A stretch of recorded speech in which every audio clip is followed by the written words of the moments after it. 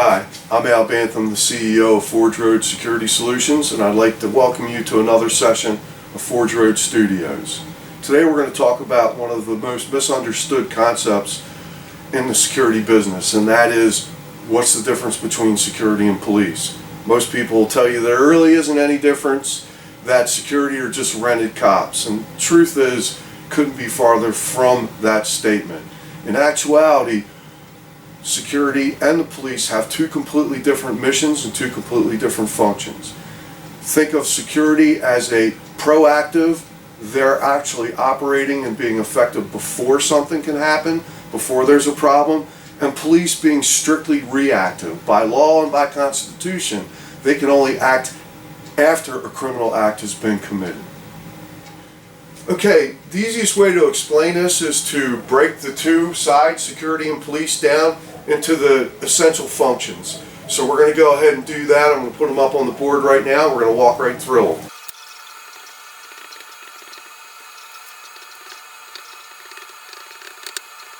So in order to understand the difference in what security and what law enforcement, the police, bring to the table when it comes to dealing with criminal acts, we go ahead and establish the criminal act as a timeline. This is ground zero.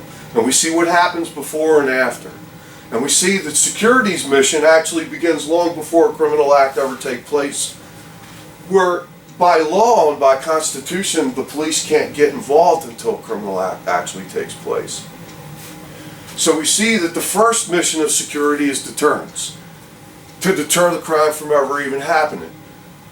Because the cheapest and easiest crime to deal with, either from an emotional basis or from a cost basis, is the one that never happens. So think about it this way.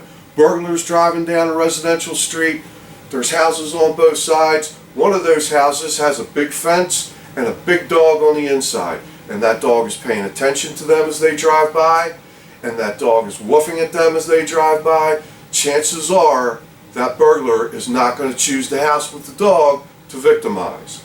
And that's the most important function of security. It never happens because the bad guy walks by, weighs the possible benefits versus the possible risks, and goes somewhere else. But there are going to be situations where that bad guy is going to go ahead and say, hey, look, you know what? Either the risk is worth what he thinks he's going to get out of it, or they're just crazy, or they have some sort of an emotional goal that they're trying to achieve, and logic doesn't really play into it. And that's where security comes in the next part of where security comes in. And that is to detect that criminal act as it's happening. Okay? As it's happening. They're there and on the scene, and as they're detecting that criminal act, they're defending their client against it. They're putting themselves in a position where the criminal cannot affect, either physically or in the loss of property, that client's well-being. Okay. Meanwhile, part of their defense is to notify law enforcement when this act starts. Now you got to keep in mind, a 5-minute response from law enforcement is extremely fast and terribly unlikely to be the case when it comes to your problem. So, but if you want to, think about it.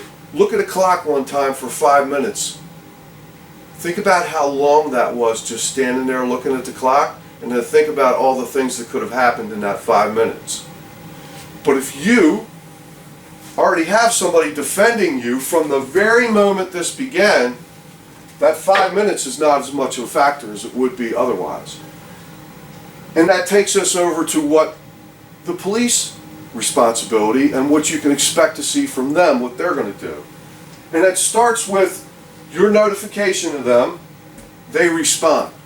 We said, hey, that could be 5 minutes, it could be a half hour, it could be as much as 2 hours.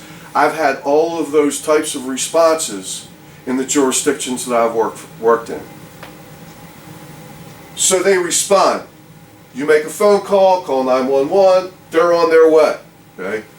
Clock's ticking, they're still defending you. All right? If these people are doing their job right, the threat has ended long before they even get there. They've neutralized this threat, or better yet, they've just chased it off. Okay? It's decided, hey, look, this is going to be harder than I actually thought it was going to be, and they go away. Or they've detained the individual, and this person is rendered safe until the police can respond. Once the police respond, they take the criminal into custody. They apprehend him. Okay? That's their next job. They investigate the case. They get all the information from all the witnesses, any physical evidence that they need to gather. They document all of that, and that documentation is so that they can give that to the state's attorney, and the state's attorney can then prosecute the individual for criminal act. So, who's more important in this equation? Well, in reality, they're both really important, because you need them here to stop any harm happening. You need them here to eliminate that person who tried to inflict that harm for a period of time, however long the state decides that they should be imprisoned for. Because if there's nothing to do, if you have nowhere to go with this individual, that creates a very difficult situation, because security is not in the incarceration business. The problem that you may run into is the fact that you as an individual, a household, cannot really afford to have professional security, or maybe even your business. In that case,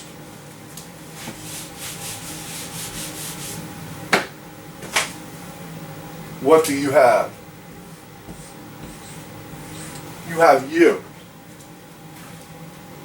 for the first part of this. And one of the missions of Forge Road Studios is to go ahead and help to educate you so that you can better defend your family or better defend your business against criminal acts if you have to. The other problem comes into play, and we're seeing this play out in the news on a daily basis, nightly basis, in the metropolitan areas around our nation. What happens when they're not there? Because as we've seen in the rioting that's been going on, politicians have, in many cases, ordered the police to stand down or not engage. If that's the case, we have you. And throughout our sessions here at Forge Road Studios, we're going to talk about ways that you can deal with being that proactive part and that reactive part. I want to thank you for visiting today with us at Forge Road Studios. Again, this is our contact information. If you have any questions or any comments, love to hear them. Bye.